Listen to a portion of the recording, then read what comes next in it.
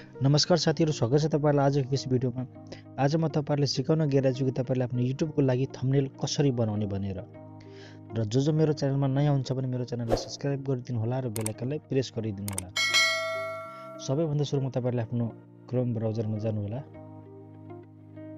त्यसपछि यहाँ सर्च गर्नु होला च्याट जीपीटी भनेर।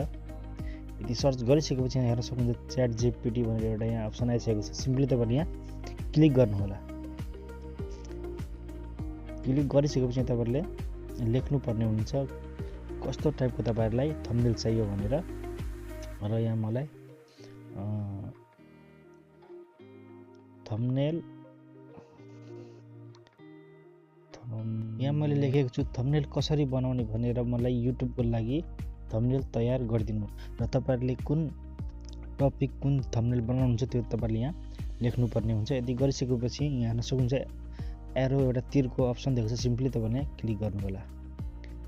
यति गरिसकेपछि यहाँ च्याट जीपीटीले एकछिन टाइम लिनेछ र यहाँ हेर्न सक्नुहुनेछ मेरो यहाँ मैले यहाँ च्याट जीपीटीमा लेखेको छु र यो च्याट जीपीटीले फोटो थम्बनेल रेडी पार्दैछ र केही समय लाग्छ यो रेडी हुनको लागि। तपाईले एकछिन वेट गर्नु होला। र यहाँ हेर्न सक्नुहुनेछ मलाई च्याट जीपीटीले एउटा थम्बनेल बनाएर दिएको छ र यहाँ तपाईले हेर्न सक्नुहुन्छ सजिलै तरिकाले थम्बनेल यहाँ मेरो रेडी भइसकेको छ।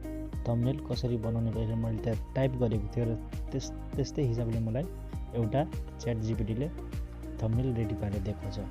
यो भिडियो तपाईहरुले कस्तो लाग्यो आफ्नो प्रतिक्रिया कमेन्टमा लेख्नु होला।